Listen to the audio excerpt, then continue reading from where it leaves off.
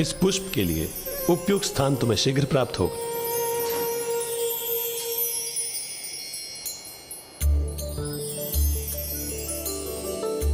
अति सुंदर। कितना अपूर्व, कितना सुंदर दृश्य है ये।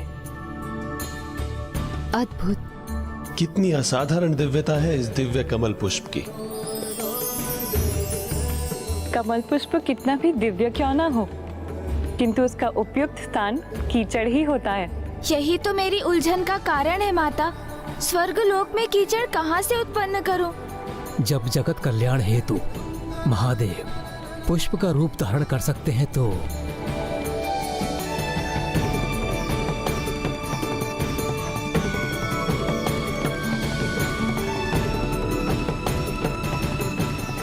अवश्य।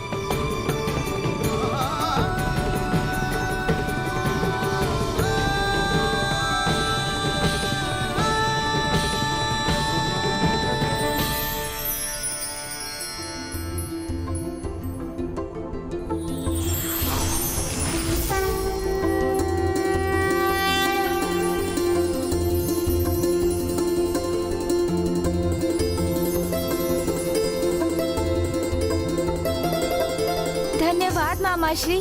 प्रभु श्री नारायण। निर्मल जल सात्विकता का प्रतीक होता है।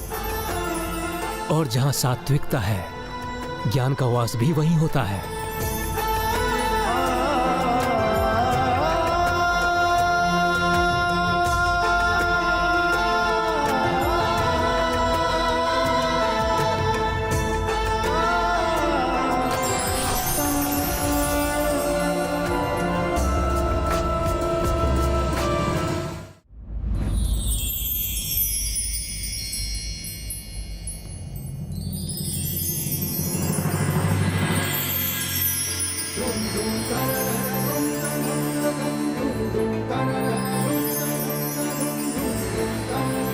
नारायण की शुद्धता और निर्मलता का जब सृष्टि के समस्त ज्ञान के धारक ब्रह्मदेव से संयोग होता है, तभी उस स्थान पर पूर्ण ज्ञान रूपी सहस्त्रार कमल स्वयं महादेव के स्थित होने का आधार तैयार होता है।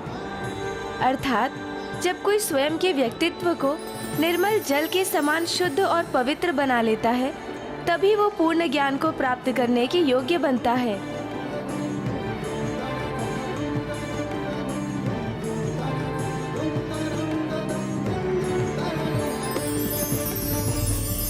और सरल शब्दों में कहूँ तो यहाँ तीनों त्रिदेव इसका प्रतीक हैं।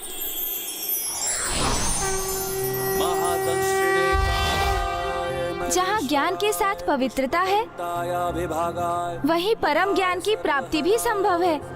हिरण्यश्रवसे द्वारिणे भीमाय भीम पराक्रमाय ओम नमो नमः।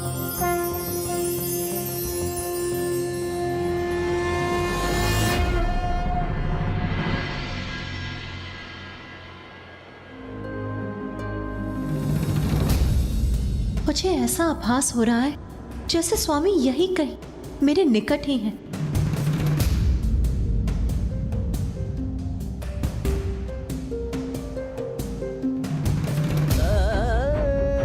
किंतु यदि वो मेरे निकट है तो मेरे सम्मुख क्यों नहीं आ रहे हैं?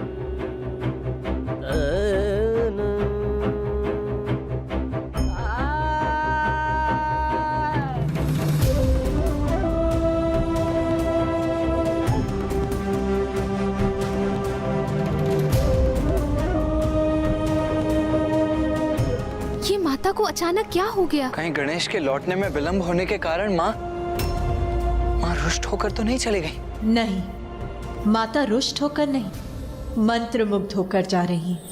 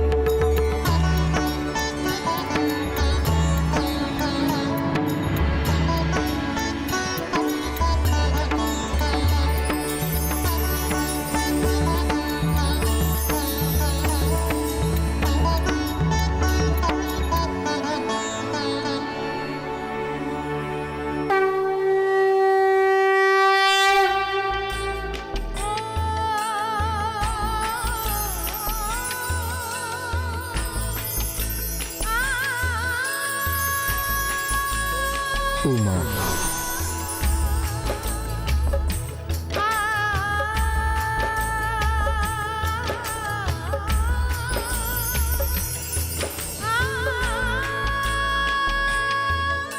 स्वामी,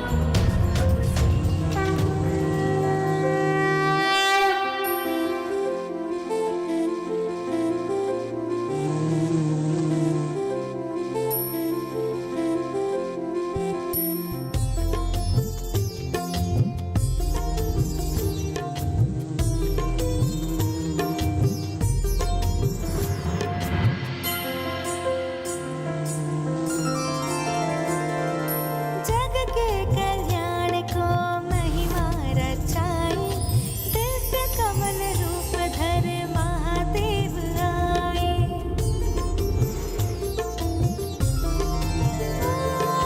जल के सरोवर विष्णु बने हैं, ब्रह्मा जी ज्ञान की माटी मिलाए।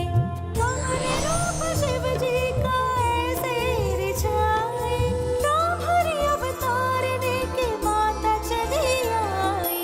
जग के कल्याण को महिमा रचाई, दिव्य कमल धर माता। अद्भुत है तुम्हारी युक्ति गणेश। तुम्हें माता से कुछ कहने की आवश्यकता भी नहीं पड़ी और उन्होंने ब्रह्मरी रूप भी धारण कर लिया। ये तो उस अनंत प्रेम और अनुराग का ही प्रभाव है जो माता आदि शक्ति महादेव के प्रति रखती हैं। और इसी भाव के कारण ही वो सहस्त्रार कमल रूप में महादेव के निकट जाने के लिए भी उन्होंने ब्रह्मरी का रूप धारण किया।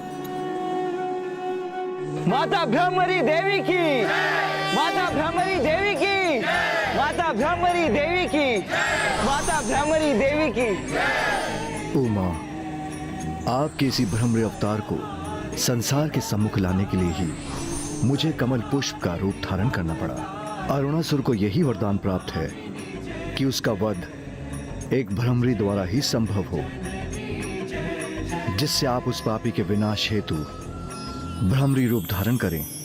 ब्रह्म, कीट, जननी, साधारण कीट हो या कोई अन्य जीव, सृष्टि के सभी चराचर जीवों की जननी मैं ही तो हूँ। तो भला मुझे एक कीट का रूप धारण करने में क्या आपत्ति होती स्वामी? इसके लिए आपको इतने कष्ट उठाने की कोई आवश्यकता नहीं थी। सर्वथा सत्य है आपका ये कथन, किंतु इससे मुझे कोई कष्ट नहीं, अपितु ये तो मेरा सौभाग्य है और अरुणासुर का ये दुर्भाग्य, क्योंकि अब उसका अंत समय आ चुका है। उसके पापों की गागर भर चुकी है।